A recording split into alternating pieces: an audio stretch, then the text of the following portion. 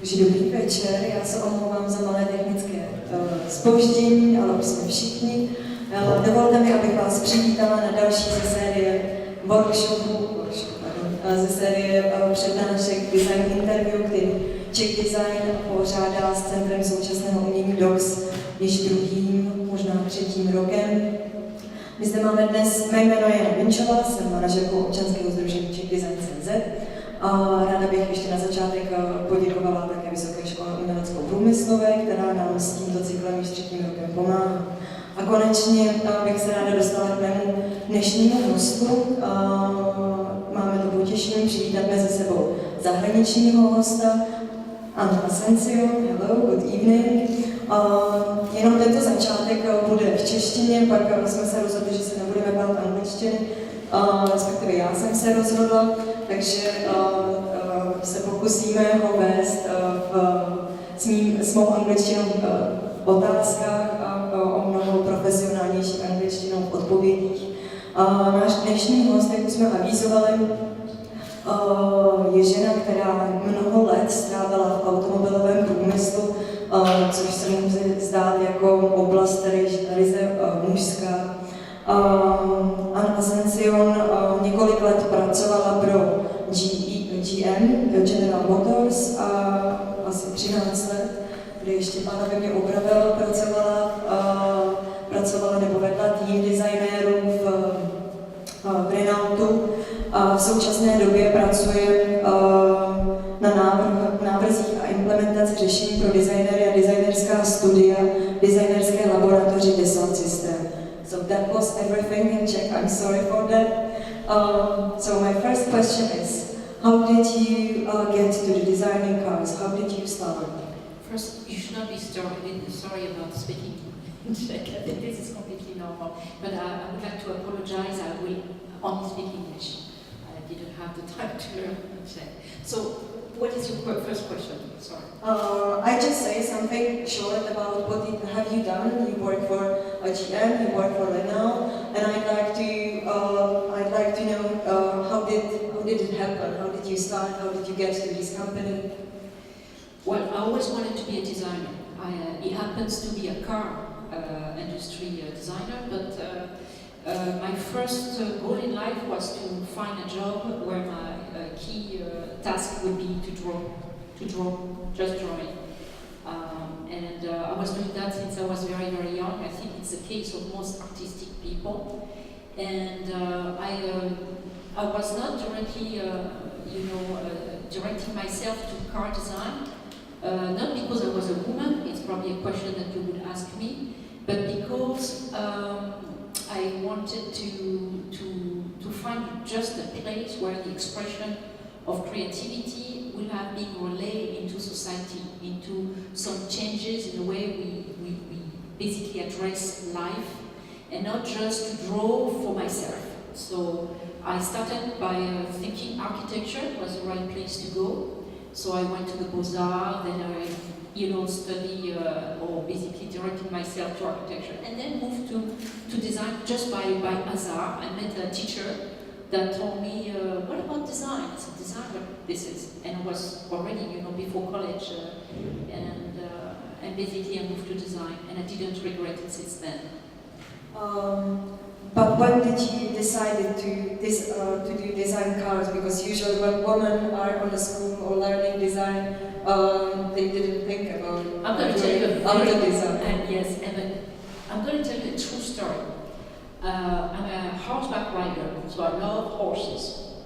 And when I was studying design, any kind of design, product design, industrial design, I decided for my final, diploma to basically work on transportation for horses, for competition. I was doing competition, and I realized there were some incredible lack and gap in terms of, practicability of the transportation of horses. I also were thinking that they were not a great way to address all the needs, don't laugh, of horses. And basically, so I wanted to do this, and I went to a company in western part of France. They were building those transportation system, and I ended up to work in in an automotive design studio. And they were working for Renault, they were doing industrial trucks for Renault. And I went there to do my diploma and ended up to work for Renault. It was Eliès, by the way, for some of the one who know this company. And then I discovered what car design was all about. Then when I went back to school and when I graduated, I knew that I wanted to be a car designer. And to be honest, when I first came to Renault, Patrick Clément was not there.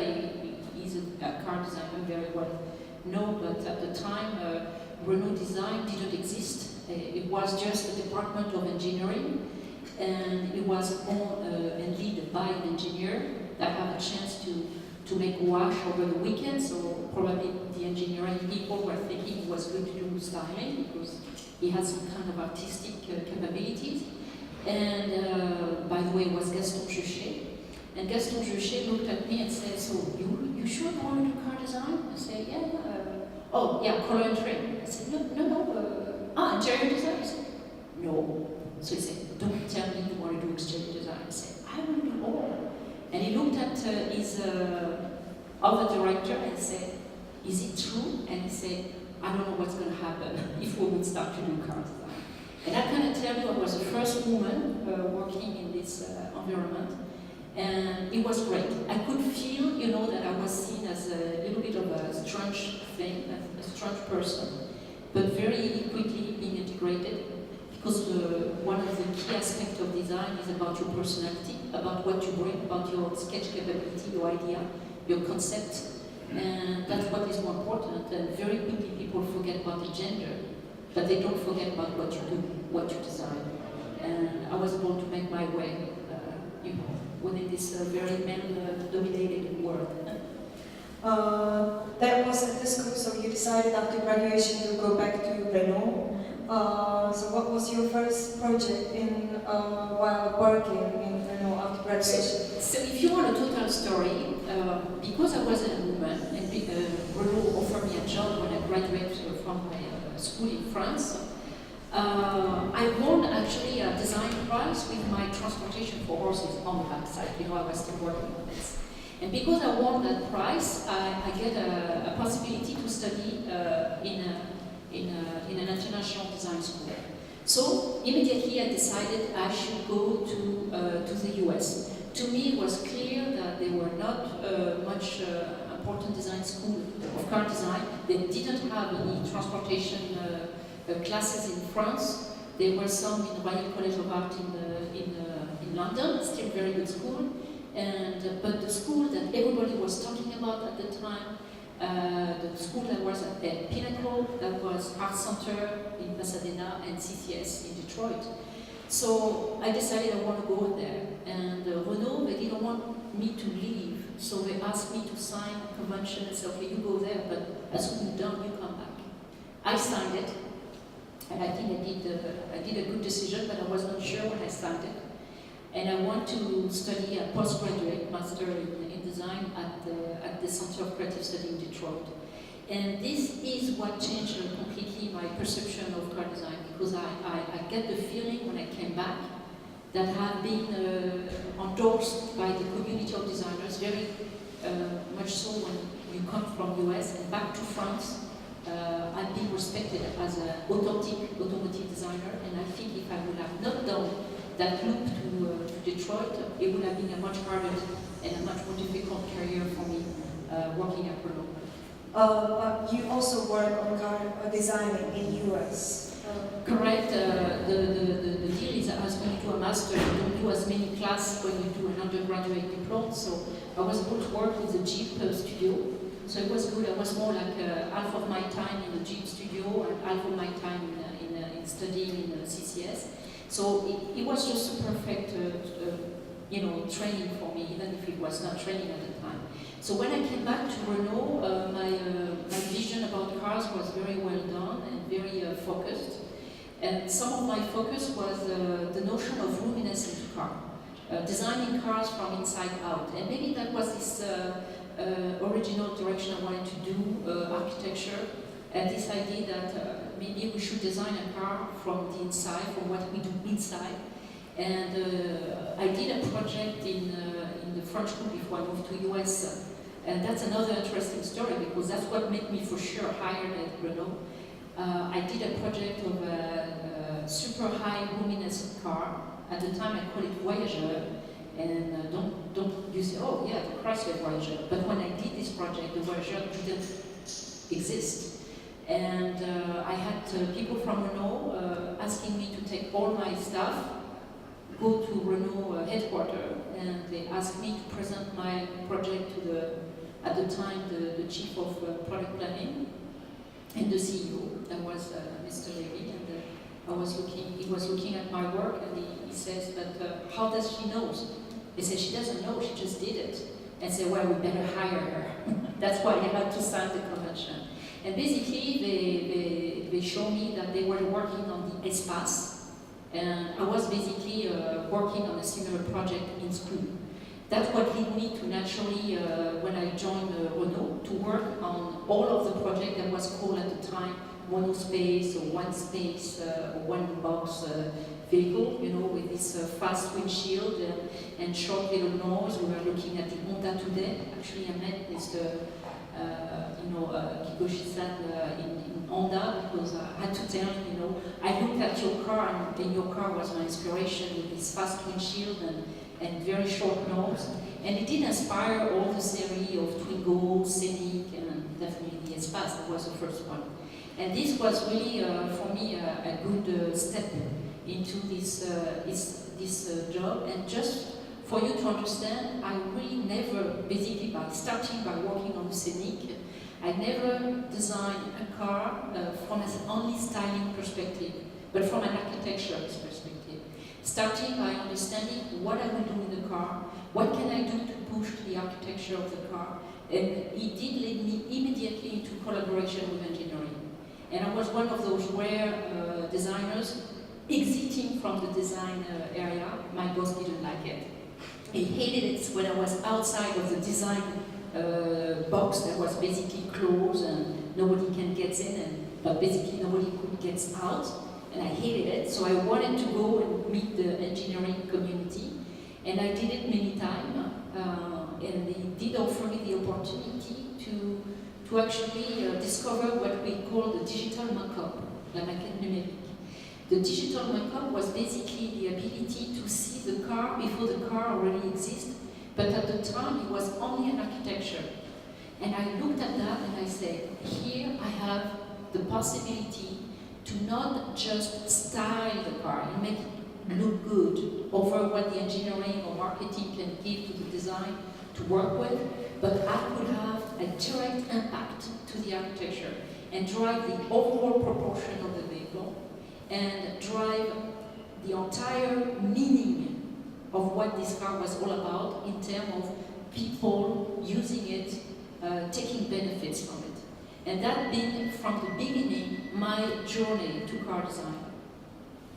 I'm interested in how it's going when, because I don't have this experience, and to be honest, I didn't speak about designers or with designers who are working in car design studios. What is the system? If you can take some experience, I mean, like we have here DC Mégane. If you can take an experience and tell us how much time it takes from the beginning, from the first sketch to the product, how many people is working on that, and if you can tell us what is if you have to change your mind and think and design in the process, if it's necessary to do compromises. It's a perfect lead because the Mégane 2 is a very good example. When I worked on the Mégane 2... I'm sorry to disturb you. Can you probably say what exactly, what cars exactly you did for the Mégane 2? This is because it's on the screen right now. So I'm going to use this one as an example because there are many cars I worked on, very few actually make and hit the roads, like we say. The Mégane 2, it's a very good souvenir, good memory to me, just for multiple reasons. I ended up to basically grow very quickly in the ranking at Renault. with this ability to actually transform not just the styling of what I was doing, but also the total proposition, the total car proposition. So I was about 34, I think, 33, 34, I got this director position, and I was in charge of small and mid-sized car. And this first big project, that means really from A to Z, that means from really the blank piece of paper all the way to the final production car. This Mégane 2 was really the one I really lead from A to Z. And when I say by leading, I was responsible of a team of 12 designers. They were doing both interiors and exterior. It was at the time we were implementing the digital makeup, as you see on the background from engineering, and the 3D modeling capability was very early on. We were transforming the design with 3D tools. But I want to crack this idea that design only starts with a sketch. It does always start with a sketch. But there are something that starts before the sketch. And what it started, I want to emphasize on this, is this idea that you need to have a big idea. And the big idea is what this car is all about. And you have to compete against what marketing will lead you to do and say, oh, we have a Mégane, let's do another one. Okay, yes, make it fresher, make it more dynamic, make it more young. Okay. So I say no, okay, who are the people who are using a Mégane? What do they do? How they use the car? What the needs that are not being covered? What are the unexpressed, needs or hidden desire, that type of population with that type of pocket they have, and what can we offer that is really significantly different than what they currently have, wherever in the market, or wherever what we offer internally in the portfolio. And that means that we started with scenarios where we were inventing, and I remember for this car, we were saying, what about if the car would be all about security? And we pushed the concept all the way to imagine the car will make you feel secure, because we knew from information that people were feeling scared, in their car, especially women in the urban and cities. What about if the car is all about visibility, being seen and be able to see? So we're doing cars that almost look like a bubble, and so on and so on. And the idea was to touch and push some big ideas before you basically set it down to what should be the next Mégane. So that's just to explain that, like in architecture, we are working from concepts and big ideas before we end up to nail down into an architecture with constraint of engineering, constraint of platform. We will carry over some parts. Actually, on this Mégane 2, I battle up on every carryover part. We were supposed to use the same platform as the Mégane 1, and I didn't want those wheels were too small, the habitability was completely obsolete. So we push and challenge every aspect of the design. We push to have bigger wheels, we push to have a much more upright thunderbolt. It's the aspect of architecture to raise this, to have more roominess inside. And then we were coming up with those architecture-driven design, typically those vertical, rear windows. That was very controversial, very polarizing. When people looked at it, whether they hate it or whether they like it. But what was very important is everybody was talking about it. And that's exactly what you want. Is you don't want a beautiful, styling, graceful, and everybody likes it. So that means nobody really likes it.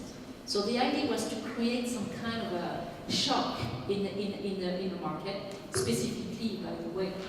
At the time, Renault was not very well known for anything very strong in quality or in terms of brands. So there were only one way to be seen in the marketplace was with strong design and strong concept. So from sketch to the production, basically what was just another feedback I can say to this car. This car had a chance to work, and since it's a real, it's good. We were having a very unique way to collaborate and innovate with the suppliers. You should know that when you design a car, 2/3 of the interior and more than 1/3 of the exterior are done by outside suppliers. That means that you have to work with vendors that are really good in doing plastic parts for the exterior, on the interior, dashboard, seats, you know, harmony. Sometimes they do the entire interior, they call integrators, and the company only delivers the design. Everything is done by the integrator. So the reason I'm saying that is if you do a car, and this car, when it's finished in terms of design, it has 27 months before it goes to production. So you have to think 27 months ahead of the moment the car will hit the production. We wanted for this car, because we wanted this vertical rear end, we wanted to have a fully integrated, rear door. And we have developed a very unique, patent on this by basically taking a much larger shock on the rear of the car, because the car looks small, you know, it looks like it's not protected, especially when it's a two-box car. And we were able to develop a fully integrated front and rear end, even before this, what we call the pedestrian, requirements, and that was completely innovative. So we can look and talk about the style, but the styling of the car is at the end the result of all of those incremental, big architectural and technological innovation that been brought into the design. You mentioned that it ever happened that marketing interrupt you in progress of designing or doing a new car, that you have to change your idea or your concept. Yes, did it ever happen? But on this car, by example, we developed another technology that even came up. So the technology on the bumpers did came up with, we want to name them, it was plasticonium at the time, but on the lamps, we had the idea of making a vertical lamps. I didn't give up, actually I did it on Cadillac, so I think when you get an idea, you having this idea all the way through. And the idea was the back optique, the idea of having the lights very small and being on the top of each other. Audi is using now this technology quite intensively. You see those little squares, around the big lamps on the front and the rear of the headlamps and rear lamps. So we had that technology being on this car, and I remember I put my car, putting the padlock, and all the executive of design coming and looking at the car, and you hear and say, I hope they're gonna like it. And they come back to me after the 2-hour meeting and say, we love it except the lamps. And I say, why? And they say, too expensive. You have to go back to natural, traditional lamps. And when you're a designer, your total design is completely coherent. Everything works nicely and smoothly together. And suddenly they just make one decision and everything fall apart. And I know what it just happened. And that was just cost driven. So that's the kind of thing as a designer sometimes it's just like, why? But you have to learn, get your skin harder and thicker, and you say, okay, yes boss, and you compromise. Design is all about compromising, but at the end I would say I was so much, you always please as a designer to see the car on the street anyway, until just the first day. The second day you don't want to see it anymore. Okay, let's move on. I'm already working on something else. But when there are areas of the car, you remember how hard you deal with the vendors for getting the fit and finish and getting that smoother than they could do.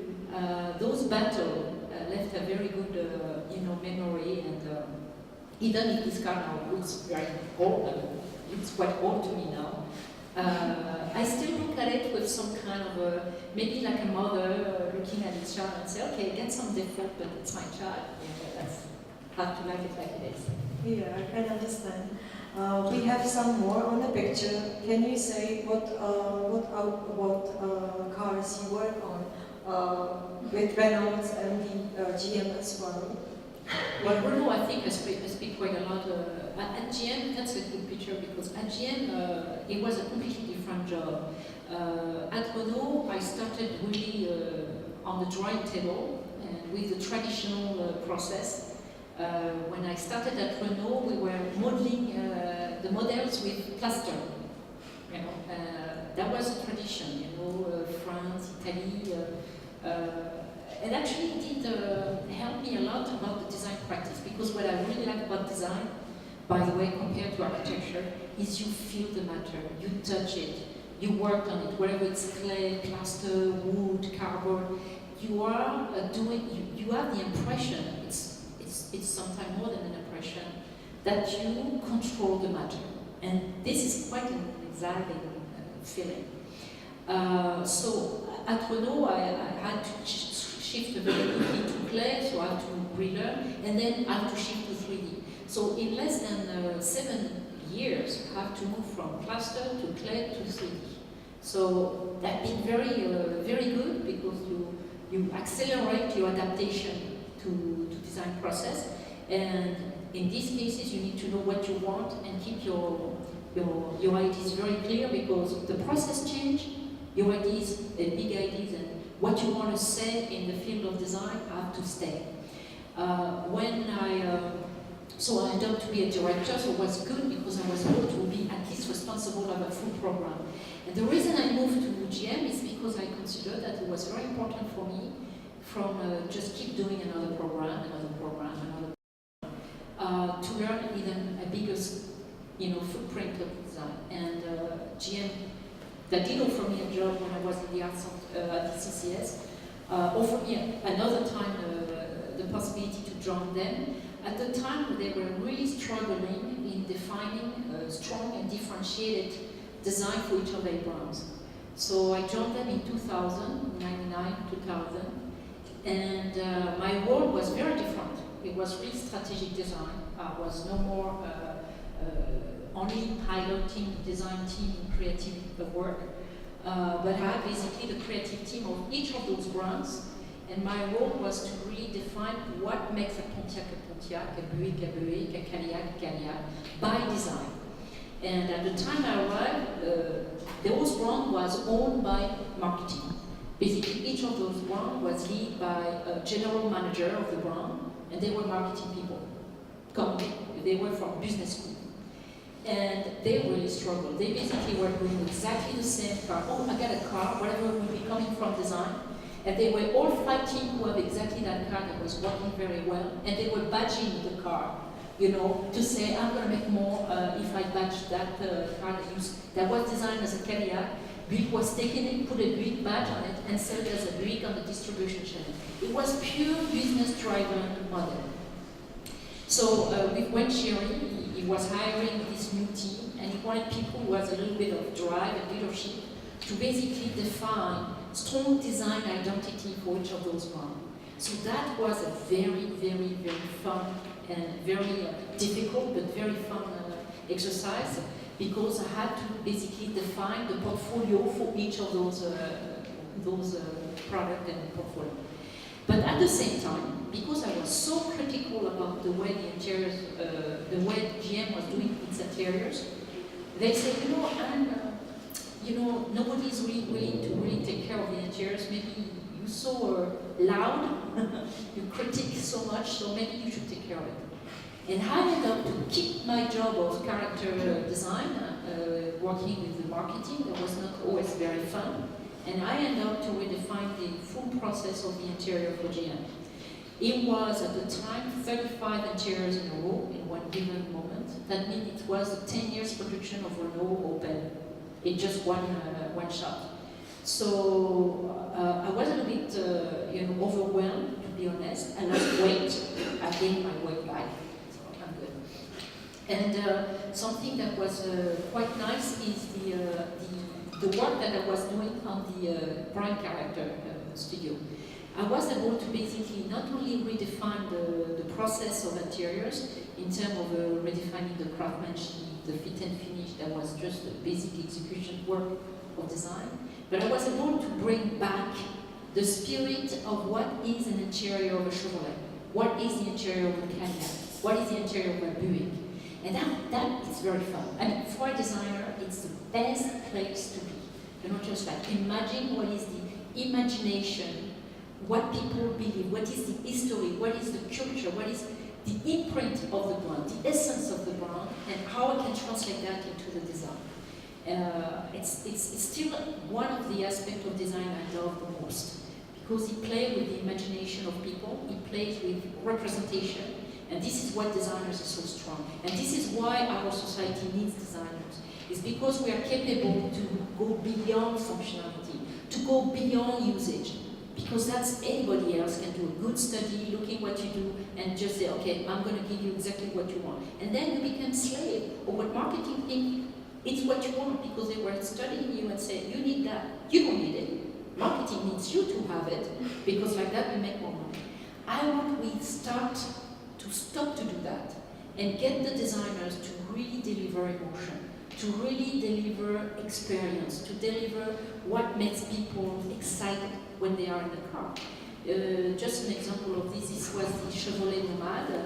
Well, if you are a little bit in the culture of car design, this is being inspired by the Chevrolet Corvette 53, with this one unique, center gauge, and it looks a little bit like a Mini is also doing by revival, the retro style of the center stack with the instrumentation in the center. But if you look at this, it's just a revival of the retro spirit of a Chevrolet. And that's basically why I end up to do some of the retro design. Not because I like it, I was kind of strongly against it, but I realized that the Americans, they were so much lost in their design capability. The only way to reconnect with the people and the brand was to just go back to the formula of what people really recognize. And the formula of Chevrolet, by the way, was value and performance. And there was some incredible, iconic design in the past, design that all of the rest of the world gets inspired with, but Chevrolet was not using. But at the same time, this is another example. At the same time, I push in parallel a lot of innovative work at GM. To be honest, that type of work was not getting as much interest than the retro style, because all the management at GM was very old guys, and people who had a perception of cars that was very nostalgic.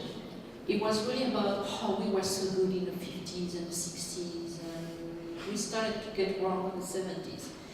So every time you were coming with this fresh French style, that's typically French design, where, okay, let's do something that's just going to be completely, this being a full, it was like 10 or 11 new innovative patents in it, but they were just like, they were frozen, they were all like, no, that goes too far.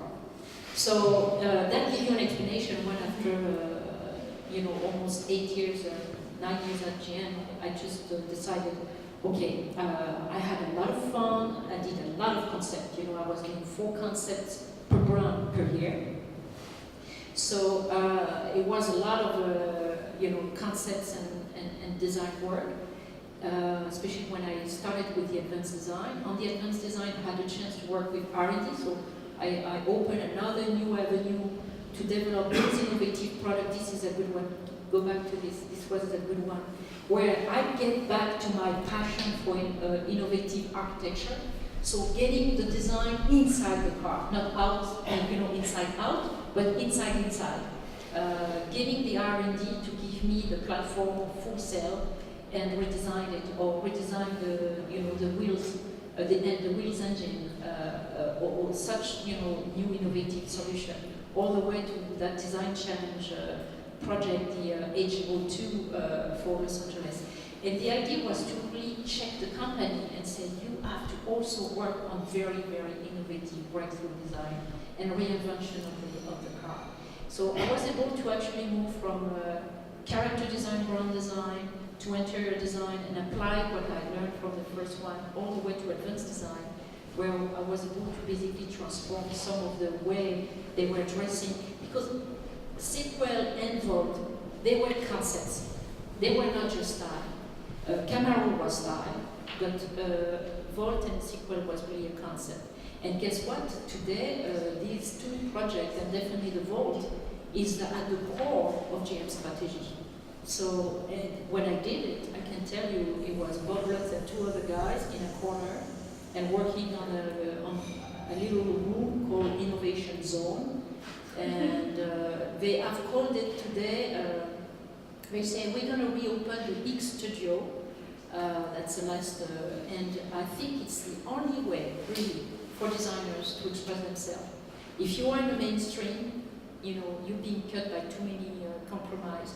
So the only way is get your innovation protected, close the door, get it done, and show it when it's done. It's the only way to actually pass the the constraint. Did I understand well that in GM designers are working together, or are they more specified for different brands? Because we have here the all of the brands of GM. So you work for most of them, or how it's working? Okay. How is the working design studios? It's a very good question, by the way, because that's start to go how you have a strategy. You want to create differentiated brand, but how do you do it?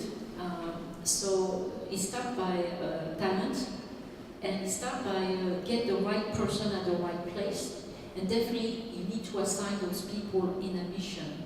And you cannot get a designer drawing a Cadillac at the same time drawing a Saturn and drawing that does not work. It does work in a career of a designer, definitely, but it does not work on the task of defining the brand. So what we did is we created a brand character studio, and then we had brand character studio for each of the brands. And there were not much people. We were assigning for one given brand for a given period of time 3 or 4 designers. Often designers coming from very different fields, interior and exterior and interaction designer, to have a much more broader scope of the experience of what the customer will have of the brand. And we were asking them to define what are the most important, significant elements of the experience of a Cadillac. And they were defining, and entertaining multiple aspects of cues. That's where we came up with this art and science, super sheer, steel fighter inspired car design for Cadillac, and sport excitement for Pontiac, and for Buick, a pretentious quality and luxury. Those aspects was designed by people who were on mission. And they were able to almost do design research to what we call design research. It's very applied art, basically. But they have to be stable for a while in defining this. Then, when they have done 1 or 2 programs in a given brand, it's always good for young designers to also train themselves in expressing, get the design methodology and process in the expression of the experience of the brand. And it's just an exercise. It's like searching for a new theme if you are an artist for your next exhibit. I say, my new theme just gonna stress me toward my art is still the same, but I will put my art into the context of a particular benefit or particular message or particular goal. And I think it's very important, and it was good because some designers were helping you basically avoid a certain form of sterilization. When you keep the same people also too long, what happens is they get less and less creative. Can you compare, or can you say, what was the most interesting car or prototype or concept you could work on? I mean, which one you could, you have most free hands, or what was most interesting car or prototype for you? I don't know if we have a picture of keep going. Actually, I have to be honest, I didn't do the presentation. Hey, stop it. Okay, this one. Okay. Why? Well, it's going to be very easy. I started to be a car designer, but I wanted to be a designer. I told you that. But when I ended up to be in charge of this Cadillac System project, I think I discovered what it takes to do a car to its extreme. And I don't think in a career of a designer you can do a much more extreme car than this one. Extreme in size, in energy, in price. This concept was sky high in terms of price.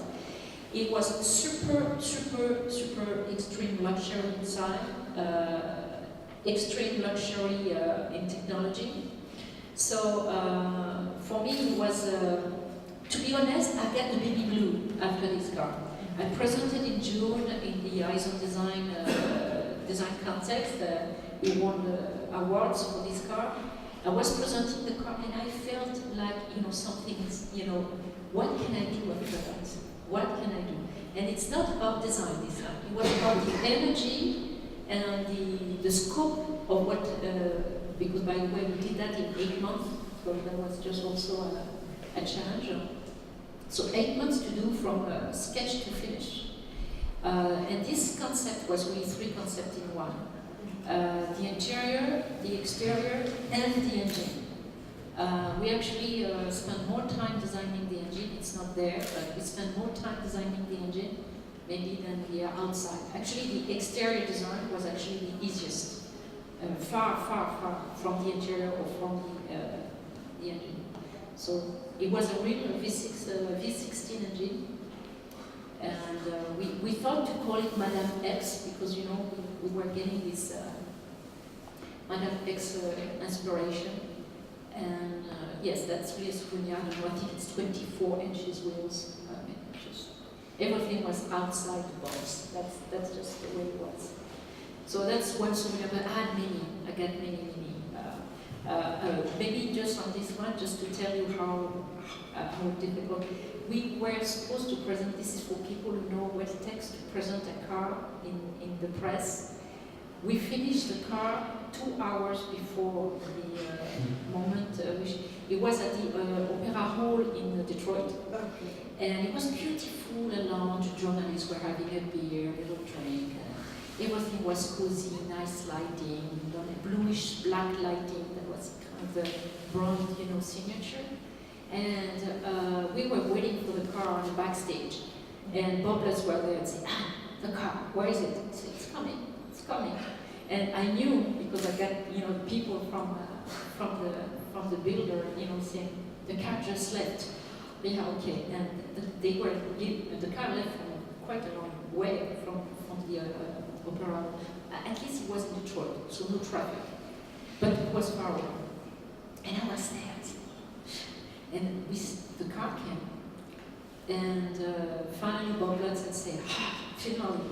I said, Bob, you should sit in it. Because he was supposed to do the reveal, like the car was driving on stage and it was exiting the car and it was making words on the car.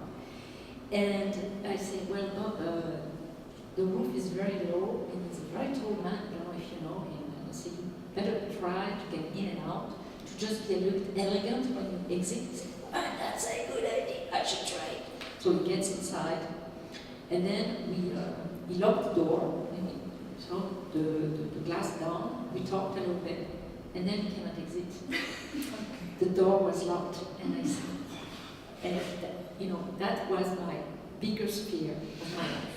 That's why I was wearing this stuff, I guess. And we finally find a way to get him out, but we realized that if he closed the door, he will not be able to exit the car, sorry. So we finally find a little trick. So he had to drive the car, but basically there was some kind of a little trick, like a little paper to just avoid some kind of electronic connection to be able to actually push the button and exit the car. He actually went perfectly smoothly. The journalist didn't see a thing. It was just fine, and I was very, very, very happy. I got all my nerves, at the end. But the show was just beautiful. I had many shows, many times had a chance to have this reveal. I remember the reveal of the Scénic, that being one of my first big one, where I actually didn't have a seat for at least two white nights in a row. And so I was looking at that and I was in another place. You just, after not sleeping for two nights in a row, you actually see everything like in a dream. And it's nice, it gives you, the spirit to start over again, because it's a unique experience. Sounds like a very interesting work. So why did you decide to leave automotive industry and to enter into software company? Well, that was very, I would not say it was an easy decision. It was very. It took me 6 months to decide. So it's been. And the reason is because it has nothing to regard to the car industry. It did regard to the design. As I told you, that was not a great story, but anyway, the industry, the practice of design, have changed so much in my career. I started, as I told you, with plaster and paper, flowmasters and markers, sharp marks, and so on. Still love the smell. And I have seen so much transformation in the way we are designing cars that I suddenly realized that there was some kind of a pace of acceleration around digital design that the car industry was not picking up fast enough. I worked with AGM. My last project was actually the Vault in 2007. I presented it to the Detroit Auto Show. And I suddenly said, okay, let's go to another concept, to another car. So pretty much like for Renault, where I was thinking that if I stay at Renault, I will still do a director of a GAN, and I would do another program and another program. I thought that if I stay at GM, I will have been not doing more technology innovation work than what I was doing already.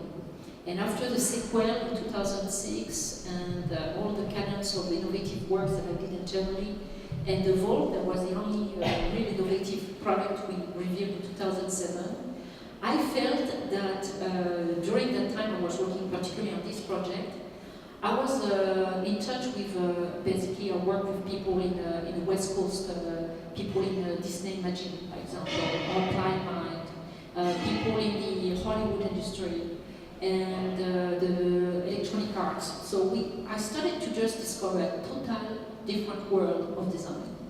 And they were much more, rapid. They were having a much faster pace to innovation. And web was now becoming absolutely evident. And we start 2 or 3 programs that never been seen. Actually, the closest to that is the latest Cadillac interior experience for the one who have seen it in YouTube. But I got the feeling the car industry was not the best place to look at what would be the real transformation of the car. And you can see it, it's not just on the level of the digital design. It is also in terms of fulfilling the needs of the customer. For some of you who know Local Motors, it's based in Arizona.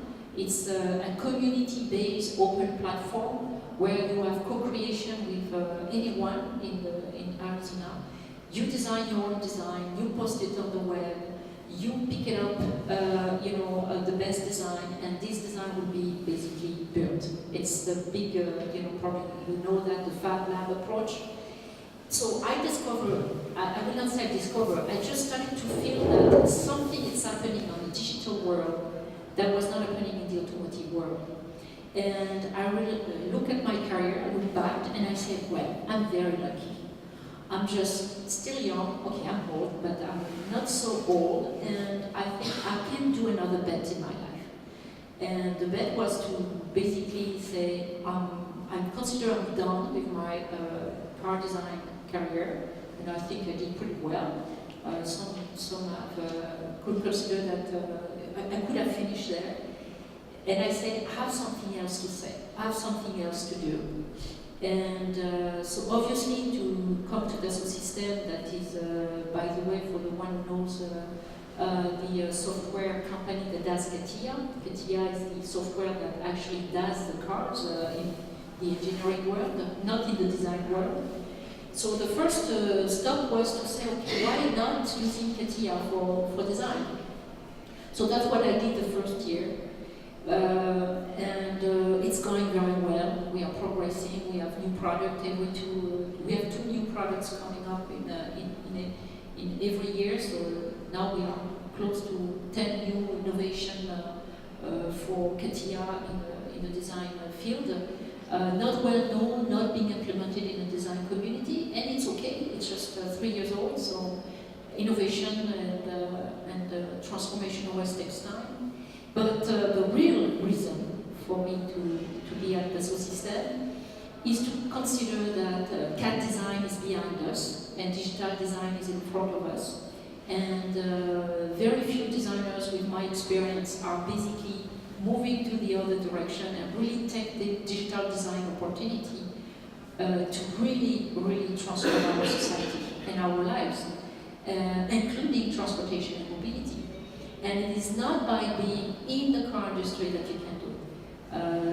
Another aspect, I talk about the aspect of co-creation with the user, but when it comes to technology also, the car industry have no possibility, they depend on battery. They are not battery builders.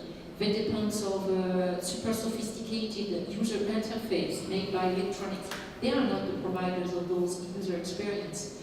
So slowly but surely, a lot of what's happening in terms of the transformation of the society, how the object that used to be creating from the value of the energy, energy of electricity, energy of powertrain, energy of electricity, whatever, or fuel cells. This is what used to create cars. The object are just the result of the transformation of the value of energy. This is changing. Now, services are the starting point, or experience are the starting point to define an object. And I don't believe that cars could stay the same as they are today in front of that huge transformation of the way we address objects in our society. And being at Dassault Systèmes, I think I'm in a nice place to actually see this transformation happening and being part of it.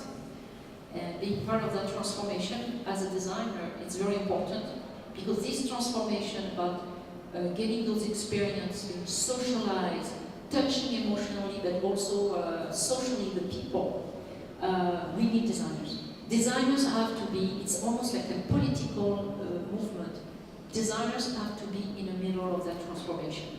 If they are not, if you let the marketing as it is today, to be part of that transformation, we will all become dumb. We will just be using all the web technology to basically become slave of those fake desires that are being provided there. If it is designer practice, capitalization of knowledge, a beautiful representation and symbolic conversation that are taking place in that transformation in the web industries, this is what it means to have designers. So today designers don't realize it. They are good soldiers. They work in the car industry, they work in high-tech industry, they work everywhere, and they do what they do the best. Beautiful, emotional representation of the way we want to address our lives. But I think in this digital design transformation, they should play a much bigger role, much bigger role. Within your this position, are you now cooperating with the car industry as well, or some other design industry? Are you in touch with these companies? Are you interested in these software? Which I don't know. I'm sorry, I don't understand. Yeah, it's not about software. Actually, Dassault Systèmes has some very good salespeople to sell, the software. Softwares, if they are good, they sell for themselves. That's my opinion. If you do something that brings value, the value is obvious to anyone who uses it. What is not as obvious is the need for the transformation of the capability of that software in the way we design the product today. This is an example of what we started. This is the Volt. This is very traditional, and I felt so frustrated. It's beautiful. It's nice. It's cool if it's in front of you. But I just realized that this is just the end of what the car industry can deliver. We need to move on. Okay. Car industry will move on, but they have to load a new talent. They have to transform the way they do the design practice. They need to bring people from the web, from video games, from the entertainment industry, a producer, film producer, because it is where people are going. This is the way we use our technology right now. So I have to transform my activity within Dassault Systèmes to address that and to help car companies to get into that new direction.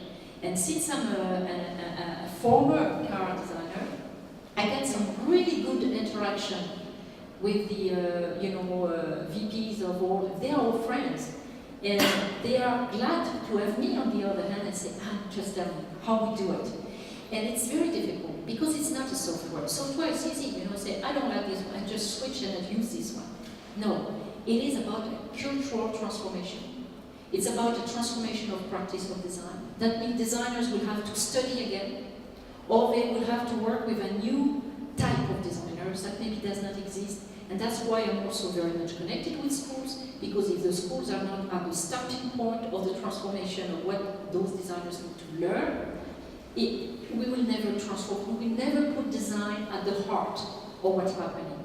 So these are just a sample of work of what we're working on. And basically what we do is cross-fertilization. We can work for Orange at Dassault Systèmes, the design studio. We work for Orange that is looking at new services, new applications for mobile phone, for iPad. At the same time, we can work for PSA. And what is very interesting is with PSA is asking, what is the connection aspect of cars? What is the connected car? What is the extension of the car? And at the same time, you have Orange asking me, say, what kind of services I can provide to the car industry? I said, yeah, I know. I can hear from this here, and I can hear from this, So Dassault Systèmes is becoming not just a software company. It's becoming a place where innovation could happen in an open platform approach. So we are more platforms. So what I design, it's a design place or design platform that is actually not just physical with designers, but it's also virtual. Because you have to just, you cannot just tell what you do. You better show, or basically you should behave, and people behave like you do. So the best way to illustrate what we do is to basically doing it every day, and let people to look at us and how we do it. So we connect, that's what we do. We connect the car industry to system approach, to user experience design approach, and we we do some cross-fertilization between the industry. We also have a research department looking at incredible things like the modelization of cells, the extension of the body. It's a post-humanism philosophy or discussion. It's also part of our reflection because, car always being a prosthesis of man. Okay, you cannot walk, you get into your car. So all the question about what is the extension of my body when I can go further with my iPhone than with my car today. I can go much further. I can go in US in a minute, and I can actually immerse myself in an experience that even in a car I don't get the same experience. Another digression, but in the 50s, the most sophisticated technology, piece of technology you could own was a car on your driveway. In the 50s, you couldn't buy something more sophisticated than that. Today, it's not a car, it's your iPhone, or your iPad, or what's come next. And by the way, it just gets faster and faster. So my point is exactly that. We have moved so far away from car design and we still see car design being a practice that have not changed in the 27 times, since early old time. We still do play, we have some digital modeling, but I really think we could help as a company that always did help. That's why we say Dassault Systèmes provides sustainable innovation. It's not just innovation and then let's go to the next one. Let's find a way to help companies to transform themselves in a sustainable way. And that means that stop doing design that become obsolete and stop to have designers to be part of the problem by bringing that obsolescence even more obvious, so you bring fake desire to get a new car. And let's start to put the designers at the heart of the transformation of our industrial world. And that's really what I'm trying to do at Dassault Systèmes. Sounds very interesting. Now because our time almost run out, I'd like to ask you if you have some questions, because probably most of you can join names of the car with pictures in your hand because I can't. So it's now time for you question. If you want to ask or guess Anne Asensio or whatever, just ask us. Don't be shy. Don't be shy. Yes. I'm sorry, musím použít mikrofon. Yes. Maybe a very simple question. What's your favorite car because of its design? That's a very difficult question. I think I don't like any cars that are modern, contemporary cars. Because of that exact problem I told you, the obsolescence of cars. I'm like a kid. I just came back from Frankfurt and I get excited about any new cars, any new things coming up. And right after, I get a hard time to keep them deeply in my heart. The imprint of the cars faded faster and faster. Another problem I have, and this is very personal, but it's why I'm just asking all that question to me, and I say, okay, I still have a little bit of time to act. So it's the fact that I have to change my car, and I don't know which car to buy. So that notion of marketing, creating for me some new desire to buy a new car, it's gone. I have no more that desire. Maybe maturity. I'm getting picky, difficult. So essentially, the car I've always loved and loved for since a long, long time, it's the iconic Bugatti Atlantic. It was being one of my favorite cars because it's simple, straightforward. It illustrates the way it's being built. It's fully inspired by airplane and aircraft. By the way, I didn't say that. It's one of the reasons I'm so joined Dassault Systèmes, but that's a side story. And hydrogen, there are only 3 in the world. One is the rifle and black one with the Utrecht, golden leather. I couldn't sit on this one, but I had a chance to sit on the one that the gentleman owns near the Burbank airport. And it's been one of my, I sat in many cars in my life. But I'm actually having the chance to drive and test many cars still today. And that day when I sat into that Bugatti Atlantic, it was like a dream come through. So unlike you, I'm like everybody, we have some kind of iconic cars that stick in your mind and stay in your mind for the. And I want. There are nothing more important than just being able to rely on one single idea in your entire life. And getting some kind of loyalty in something you love at one given time, and you will love for the rest of your life. And that's what is so hard to do. And this is what I would love design to be able to do. And it's exactly what we don't do. We make, that love becoming not love, but just subtle moments of joy and that disappear completely. And just make me sad. Just make me sad.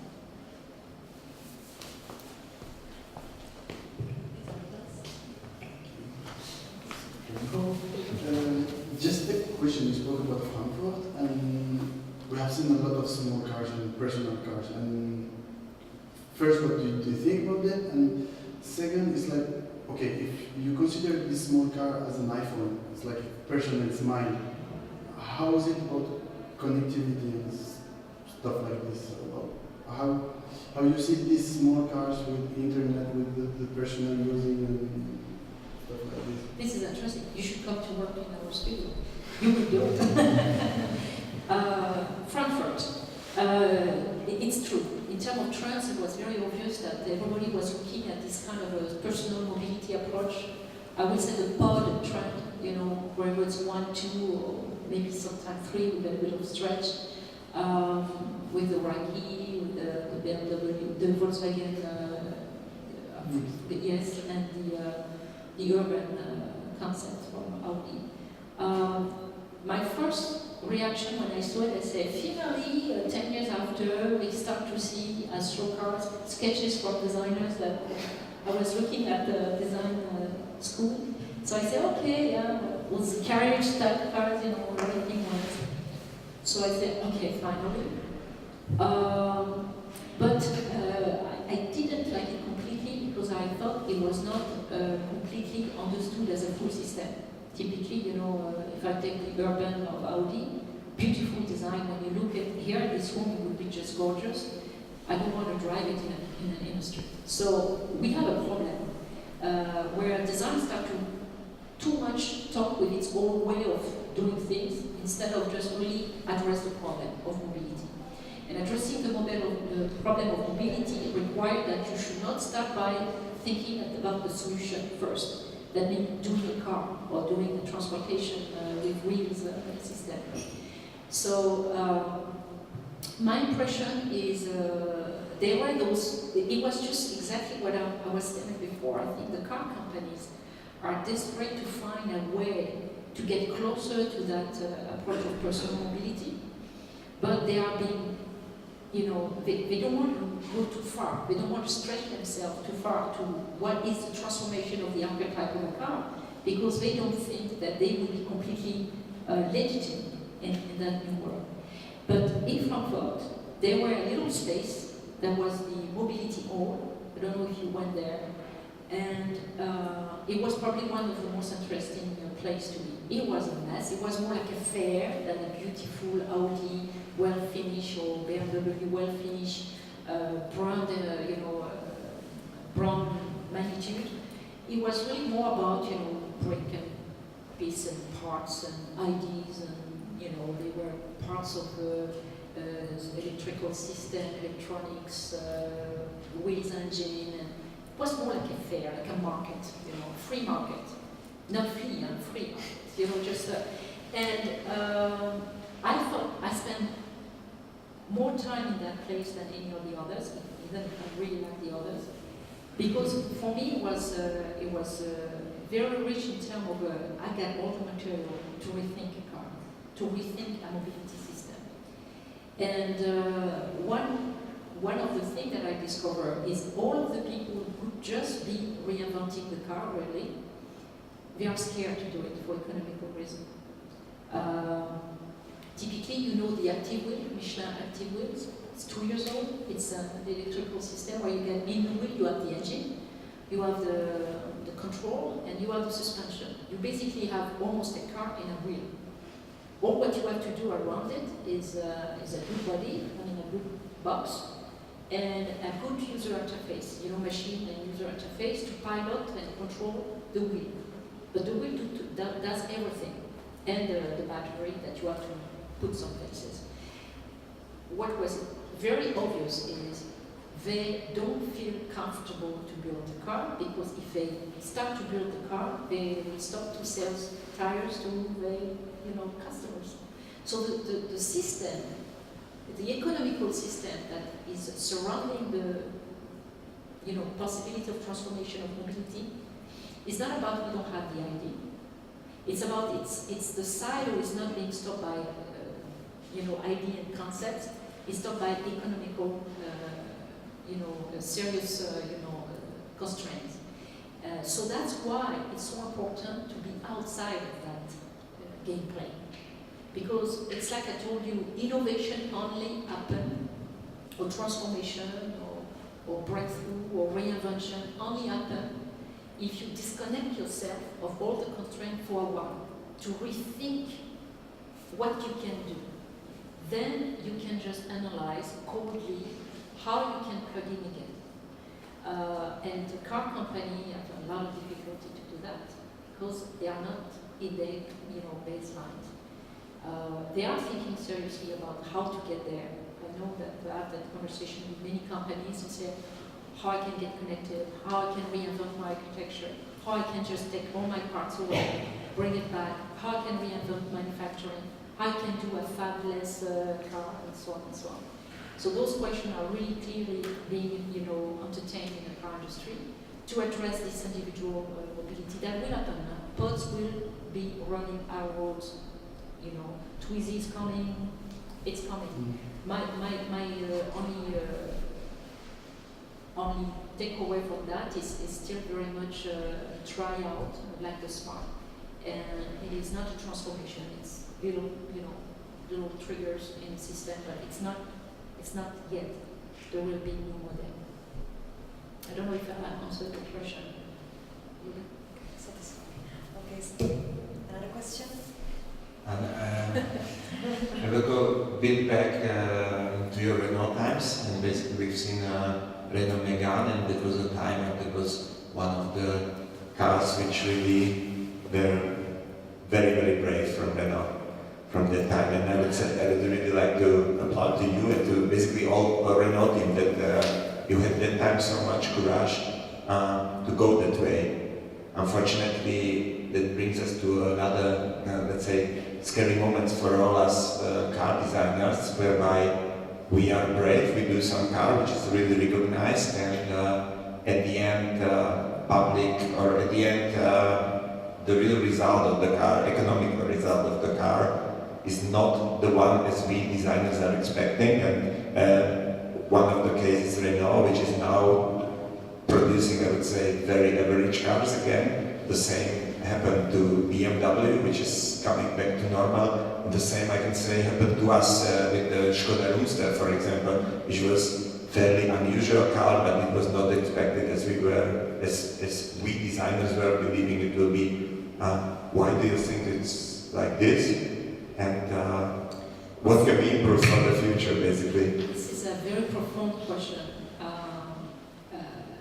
Yeah, you could be right and be wrong.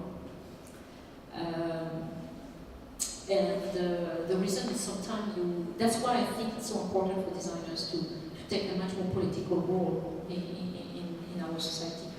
It's because we've been driven not by our belief what is right or wrong, what we believe is good for people, but more about what is right to believe it's right, marketing, imposing some standardization of what is the right way to think and what is the wrong way to think.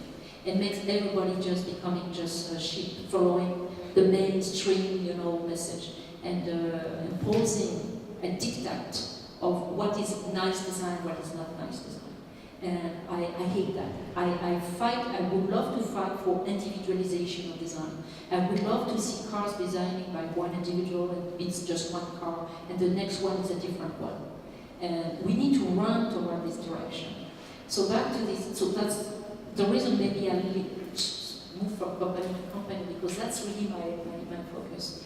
I would have not appreciated to stay at Renault for what happened after the Mégane 2. Back to this, what is sometimes right and we get it wrong from an economic, it's because we've been driven by marketing. I'll give you an example. I was at Frankfurt, it just, let us all of short, so we keep coming back to that.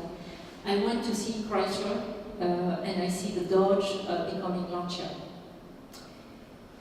To me, it's just, it's terrible. I mean, just like, imagine, you get a marketing person who just think, I'm going to make tons of money, take just a Dodge, the Sebring, or Chrysler Sebring, and I'm going to badge it Lancia, and I'm going to sell it in Italy, and it's going to be fine.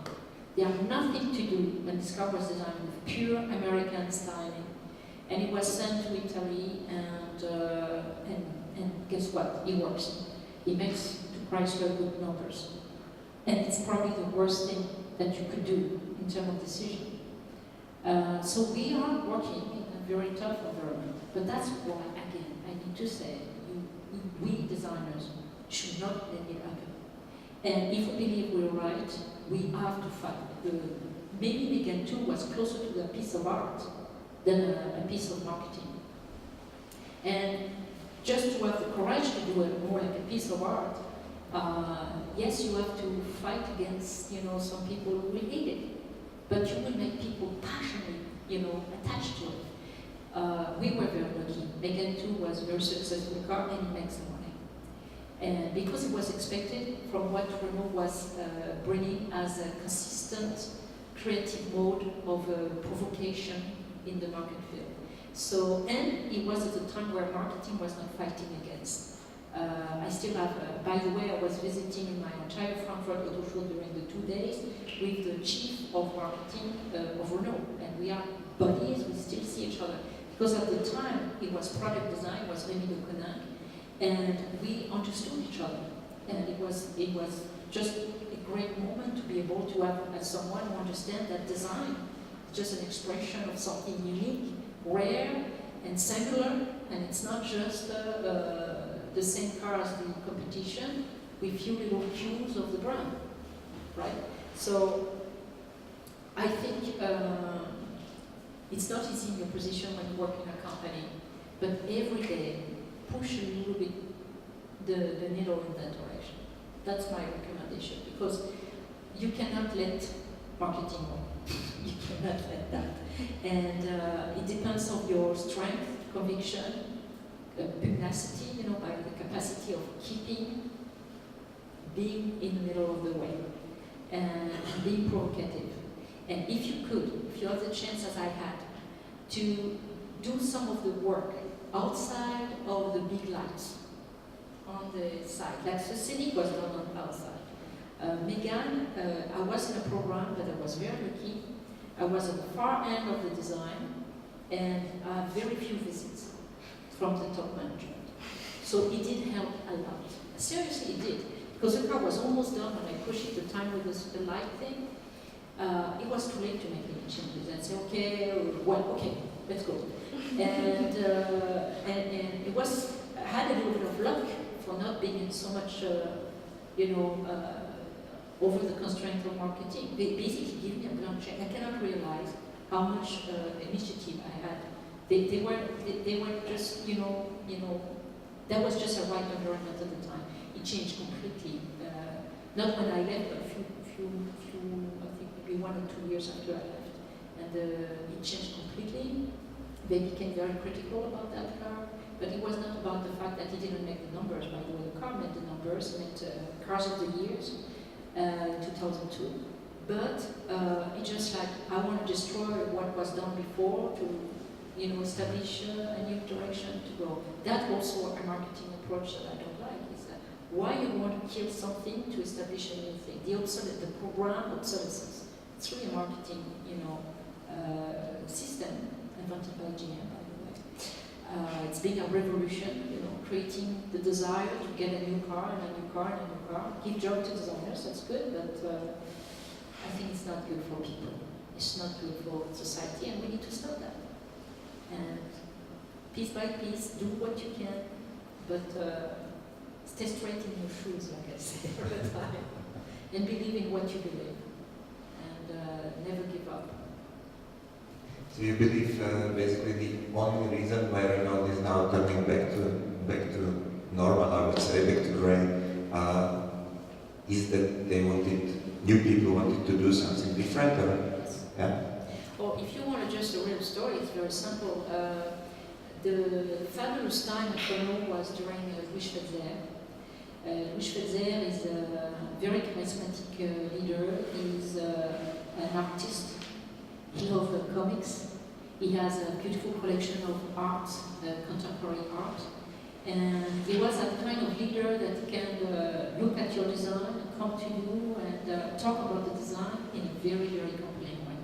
He's not a big hunter, as we usually tend to.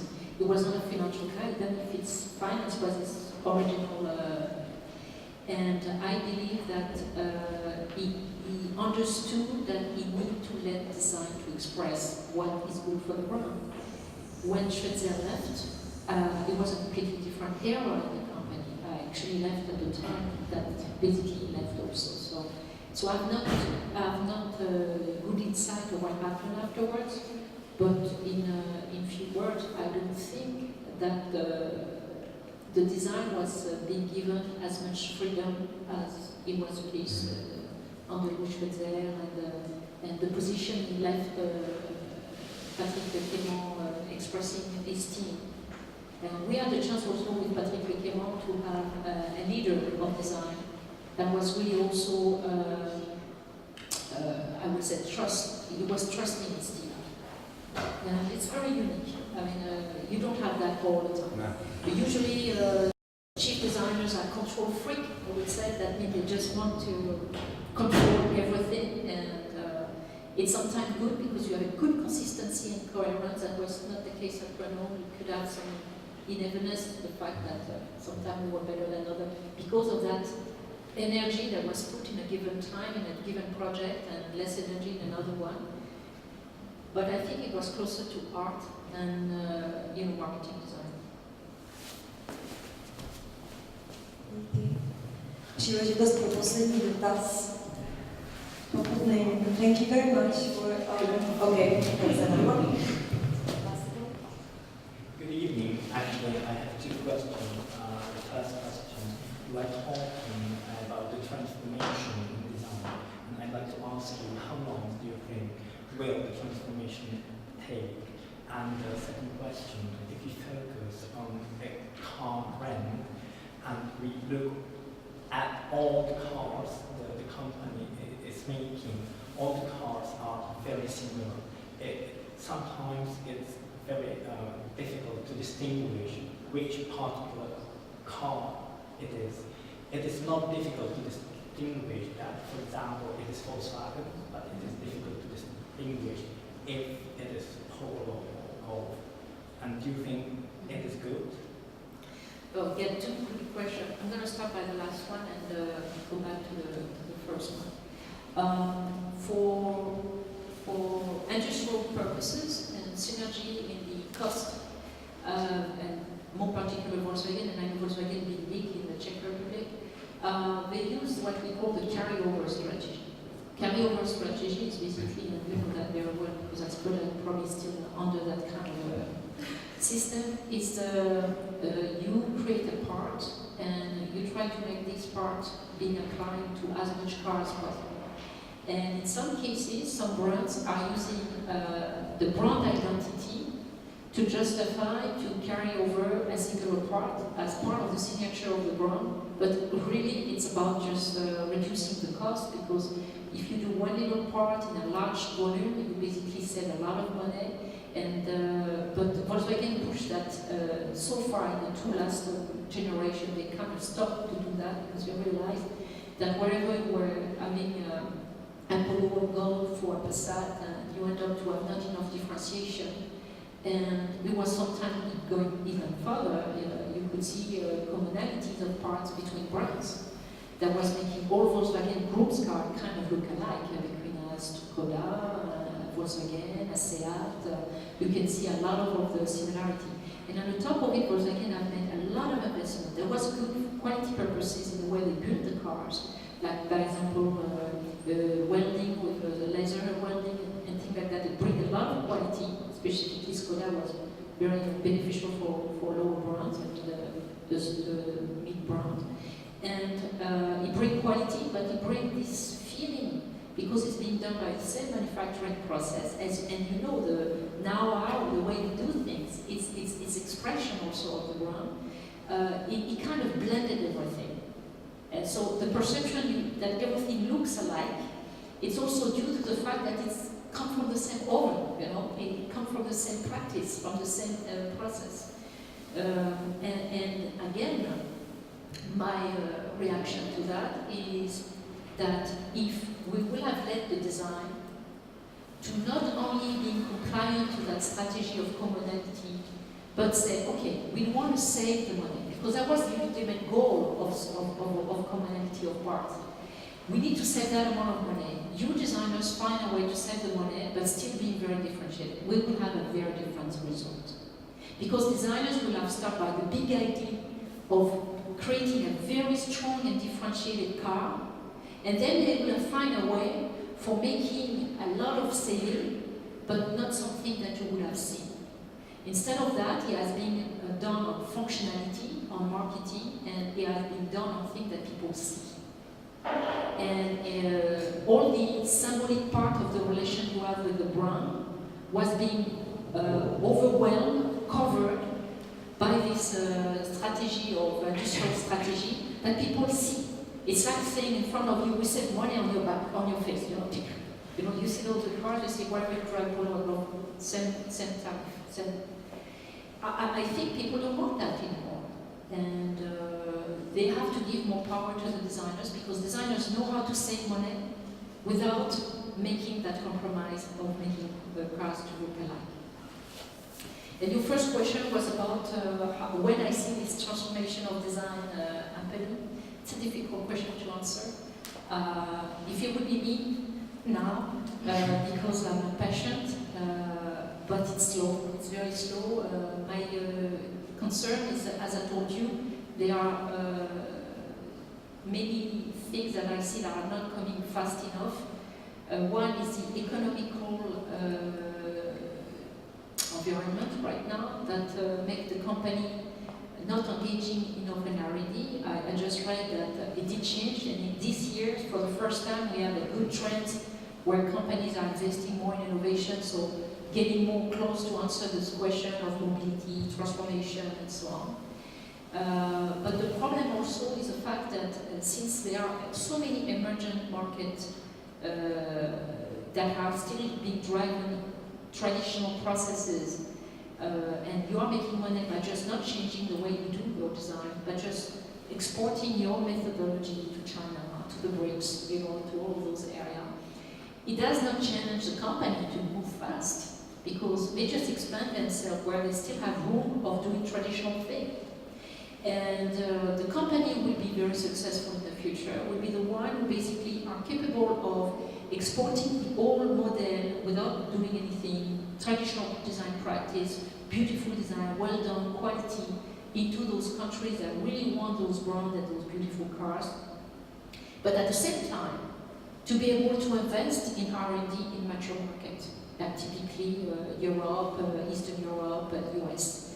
And that capacity of balancing, what you do to get the money, but not being a bean counter, but being an entrepreneur and thinking, I need to get myself prepared for what will be the transformation of car. I'm doing this, I get the money, but I reinvest the money in innovation, in mature market where people are becoming big demanding. And the investment have to take care of what's happening on the web. If you are not addressing those innovations by talking, having interaction, co-creation with the people that want cars in the mature market, these markets that we are here, you will fail. Because the first company would understand that they can just turn the extensive marketing, the one who are capable of moving this strategy toward co-creation approach, one-to-one with the future customer, client, or user, those will won. But they will have to just balance nicely those two things. That's why it will take time. Just because those markets are just driving good numbers right now. So why not hurry, I can take the money, it's great. So, but some are getting concerned, so I hope it will change. Thank you for your questions. Thank you for coming. Thank you, Anne, for being our guest today. My pleasure. Thank you. I don't know if it's still possible, but I think we should say that you're also a guest of tomorrow's conference. The proper name is Automotive Conference, am I right? Yeah, well, you should ask too. Okay, probably there is a colleague from Dassault Systèmes, a member of Dassault Systèmes. I think it's what, auto and styling conference? Please, Mégane. Okay, so tomorrow's conference is organized by Auto Design and Styling magazine. It's called Auto Design Prague, and well, the entrance is 2,100 crowns. But if there is anyone really interested in joining it, then talk to me. Very kind of Stefan. Okay, so if you, there will be some more guests, also some foreign guests. So if you are a big fan of automobile, you can join tomorrow's conference. So that's it from us. Thank you for coming and enjoy the rest of the evening. Thank you to you. Thank you for being here today. Thank you. Bye.